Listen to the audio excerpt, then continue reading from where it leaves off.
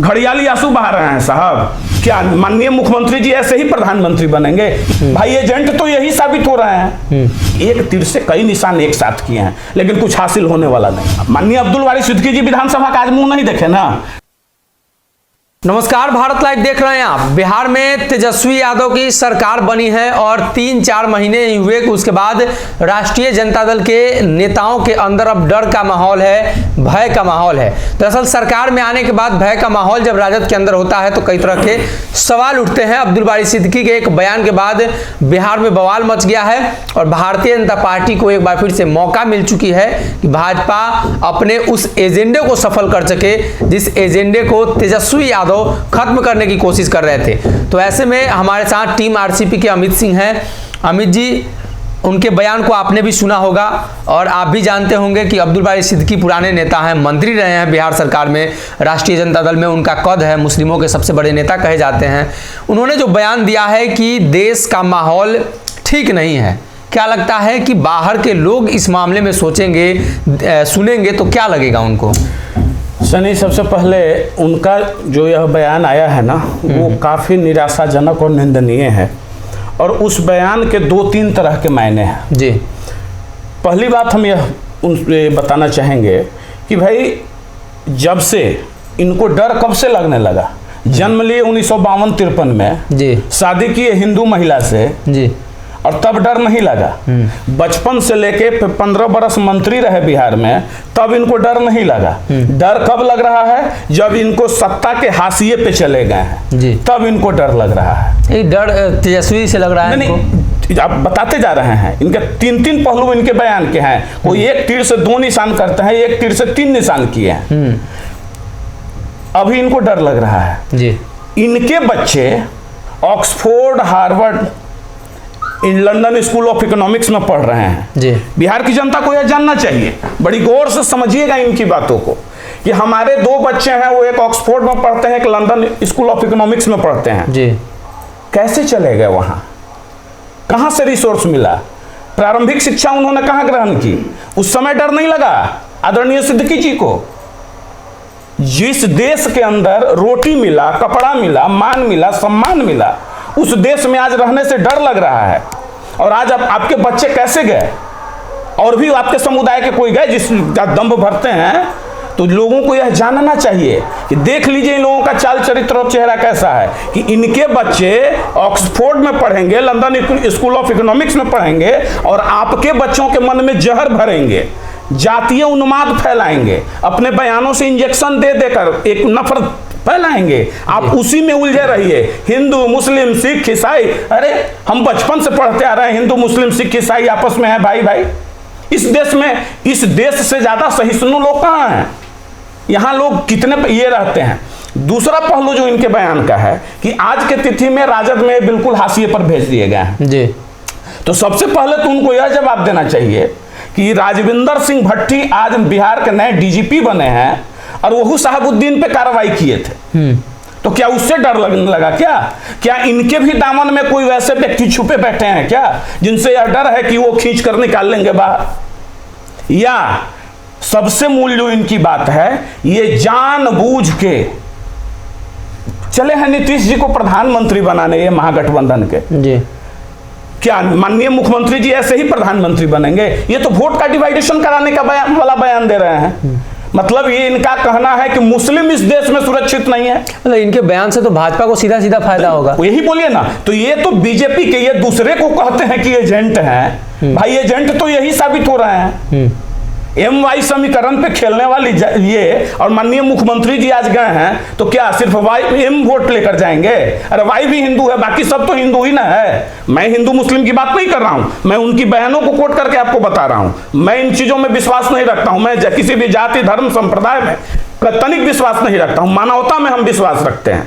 हम कहीं नहीं चाहते हैं कि हमारे किसी बात से समाज के अंदर कोई आपने जिक्र किया कि, लेकिन ये एजेंट वाली जो बात आपने जिक्र बिल्कुल उसी को बता रहे हैं सनी, कि माननीय मुख्यमंत्री जी को चले हैं प्रधानमंत्री बनाने और नीचे से पैर काट दे रहे हैं। कैसे? ये चाह रहे हैं कि ये ऐसा बयान दें जिससे हिंदू वोट वन साइडेड हो जाए, भाजपा को फायदा हो, बेनिफिट हो जाएगा। स्वतः ना बेनिफिट होगा भाई। जब आप किसी वर्ग को आप ये कहिएगा कि तुमसे हमको डर लग रहा है, तो वो वर्ग आपके नजदीक क्यों आएगा? तो राजद को भी, तो ये राजद को भी क्षति पहुंचाना चाह रहे हैं। और होता क्या है ना कि इनकी उम्र लगभग 68-69 वर्ष की हो गई है, तो अब तो यह देख रहे हैं कि 2025 में हम खेलने लायक रहेंगे नहीं, तब खेलब ना खेले देव, खेलबे बिगाड़ देव। और विजेंद्र यादव जी भी, आदरणीय विजेंद्र यादव जी भी उनके बयान में हाँ में हम मिलाए हैं। सोचिए जरा, वो कहते हैं, आज पार्टी ऑफिस में उनसे पूछा, देख रहे थे, तो वो कहते हैं कि अच्छा देख नहीं रहे हैं देश में क्या हाल है? हाँ, हम तो देख रहे हैं कि देश में क्या हाल है। जहां एक तरफ चाइना ऐसा जो महाशक्ति है वो त्राहिमाम कर रहा है और हिंदुस्तान में लोग अमन चैन से हैं, यह भी देख रहे हैं। कोरोना ऐसी महामारी में बड़े बड़े देश के टांग टूट गए, कमर टूट गए, और हमारे देश में आज तक मुफ्त का अनाज उन बच्चों और परिवारों को मिल रहा है जो सक्षम नहीं है। यह भी देश देख रहा है। देश क्या नहीं देख रहा है? देश आज $5 ट्रिलियन के तरफ बनने की तरफ और विश्व की 5वीं इकोनॉमी बन गई, ब्रिटेन से ऊपर चली गई। आज यह देश देख रहा है। देश के लोग अंधे नहीं हैं। और आप कहते हैं कि देश में क्या हो रहा है? अरे मत कीजिए ना, शर्म आनी चाहिए आप लोगों को। या आप लोग यह चाह रहे हैं कि अब चूंकि आपकी राजनीतिक पारी समाप्त होने वाली है, तो नीचे के जितने युवा हैं, जितने नए लोगों की एंट्री होगी, उनको ऐसा जातीय उन्माद, धार्मिक उन्माद में उलझा दें जिससे यह समाज मर मिटे। लेकिन इन लोगों से सचेत रहने की जरूरत है। मैं इसीलिए आज ऑन द रिकॉर्ड कैमरे पर आकर कह रहा हूं कि ऐसे लोगों के बहकावे में आने की जरूरत नहीं है। हिंदुस्तान की जड़ बहुत मजबूत है। इसके आजादी में, इसके जड़ में जितने खून पसीने हिंदुओं ने लगाया, उतना मुस्लिम ने भी लगाया, उतना सिख ने भी लगाया, ईसाइयों ने भी लगाया, और सब मिलके ही एक सुंदर सा वृक्ष तैयार हुआ है। तो इस वृक्ष को क्षति नहीं पहुंचने दें। एक सवाल बिहार में लगातार उठ रहा है, वो देश की भी बात कर रहे हैं, बिहार में तो उनकी सरकार है। पिछले दिनों भाजपा के साथ नीतीश कुमार की सरकार थी तो पीएफआई एक बिहार में संगठन हुआ करता था जिसको बैन कराया गया, जिसको लेकर लगातार बवाल हुआ। कई लोग इसके जद में हैं। भाजपा का मानना था कि राजद नेता इसके जद में है, तो क्या उस डर से ये बयान दे रहे हैं? देखिए, एक बात जानिए, कौन क्या कहते हैं, कौन नेता क्या है, वो तो बिल्कुल पॉलिटिकल बयान था। मैं स्ट्रेट फॉरवर्ड बता रहा हूं कि देश क्या, अपराधी का जैसे कोई जात, चाल, चरित्र नहीं होता है, उसकी कोई जाति नहीं होती है। आतंकवादी हो, अपराधी हो, जो समाज को समाज में जो कुकृत्य करते हैं, उनकी कोई धर्म, जाति, समुदाय नहीं होती है। गोलियां जब चलती है तो वो जाति संप्रदाय देखकर नहीं चलती है, वो किसी को भी निशाना बना सकती है। तो वैसा कोई भी संगठन, वैसे कोई भी व्यक्ति जिसपे जो देश की सुरक्षा के लिए खतरा हो, आंतरिक सुरक्षा के लिए खतरा हो, मानवता के लिए खतरा हो, उस पर बैन लगना ही चाहिए। और लगा तो ये स्वागत योग्य कदम है। इसमें तो सबको हमें मिलाना चाहिए। आज अगर बम विस्फोट कहीं होगा, वो मस्जिद नहीं जाते हैं, वो मंदिर नहीं जाते हैं, वो सड़कों पे नहीं घूमते हैं, उनकी पत्नी, उनके बच्चे मार्केट में नहीं आते हैं। तो इनके बच्चे राज करेंगे, लंदन में पढ़ेंगे, कहेंगे वहीं रहो। कहां से, आप क्यों नहीं जाएं? तो तत्काल सबसे पहले यह बयान देने से पूर्व माननीय अब्दुल वारिस सिद्दीकी जी को यह लेटर भी लिखकर भारत सरकार के नाम लाना चाहिए था कि मैं भारत की नागरिकता छोड़ रहा हूं जी। तब यह बात ये होती कि भाई रियल में इनको डर लग रहा है। घड़ियाली आंसू बहा रहे हैं साहब, चाल चरित्र और चेहरा आपका सब लोग जान चुका है। इसलिए इस तरह का कुकृत्य मत कीजिए समाज के बांटने वाला कोई भी बयान। ये समाज आपके द्वारा बनाया हुआ नहीं है। इस देश की बुनियाद में न जाने कितने लोगों ने अपनी आहुति दी है। आप गए थे आजादी की लड़ाई लड़ने। इस तरह का बयान देने से बचिए, और मैं इनकी बयान की कड़ी निंदा करता हूं। मुख्यमंत्री नीतीश कुमार को प्रधानमंत्री भी बनना है, उनके नेता ऐसे बयान भी दे रहे हैं। क्या लगता है कि नीतीश कुमार हिंदू मुस्लिम डिवाइडेंट को लेकर जब बयान देंगे, सांप्रदायिकता को लेकर जब बयान देंगे, इसके पहले भी कई बार उन्होंने बयान दिया है। इशरत जहां मामले में नीतीश कुमार पर क्या क्या आरोप लगे, अब्बू का, इशरत की अब्बू भी नीतीश कुमार को कहा गया। तो ऐसे में अब नीतीश कुमार कैसे प्रधानमंत्री बनेंगे? इस तरह के मुद्दों को अगर वो आगे लाएंगे, उनके नेता सपोर्ट करेंगे? सनी जी, मैं बड़ी बेबाकी से इस बात को कहता हूं कि चाहे वो कोई कुमार हो, कोई हो, देश के कोई नेता हो, जो भी समाज, धर्म, जाति, संप्रदाय को उकसाने वाला, समाज को बांटने वाला, मानवता को शर्मसार करने वाला बयान देता है, उसके लिए इस देश में जगह नहीं, चाहे वो किसी धर्म, जाति, समुदाय का हो। मतलब तो आप गिरिराज सिंह जैसा उसको पाकिस्तान भेज रहे हैं? नहीं, हम क्यों पाकिस्तान? नहीं, आप हिंदुस्तान में रहिए, लेकिन हिंदुस्तान में रहिए तो हिंदुस्तान की मिट्टी का लाज अवश्य रखिए। अरे आप समाज में बांटने वाला बयान देंगे, नहीं चलेगा। अब वो दिन गया, बहुत जोत लिए खेत, 4-5 साल इंतजार कर लीजिए। 5 साल बाद आप जैसे लोग भड़काऊ बयान देने वाले और ये कहने वाले जो समाज को दो धारा में ले जाएं, कहां फेंकाएंगे ये समझ नहीं आएगा। आप ही लोगों के इस तरह के बयान की वजह से उनको शायद डर लगता होगा। आप बोल रहे हैं कहां फेंकाएंगे। हाँ, गिरिराज सिंह बोलते हैं पाकिस्तान चले जाएं। इस देश का युवा उनको कहां उठाकर फेंकेगा? वो विधानसभा का मुंह नहीं ना देखे।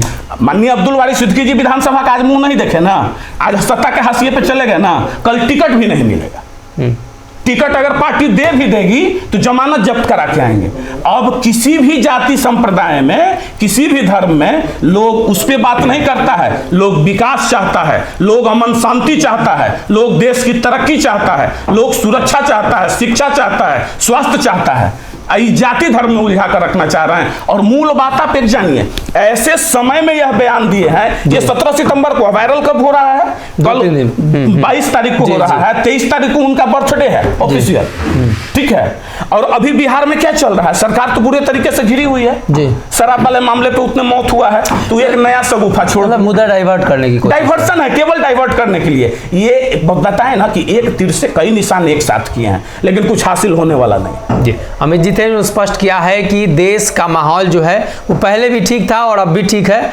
जिन लोगों को डर लगता है, सबसे पहले वो भारत सरकार से लिख कर दे दे कि नागरिकता हम छोड़ रहे हैं, उसके बाद इस तरह का बयान दे तो अच्छा लगेगा। इसलिए कि यहीं रहते हैं और यहीं की खाते हैं और यहीं के लोगों के बारे में, साथ ही भारत के बारे में जब इस तरह का बयान दे रहे हैं तो कहीं ना कहीं ये हास्यास्पद है।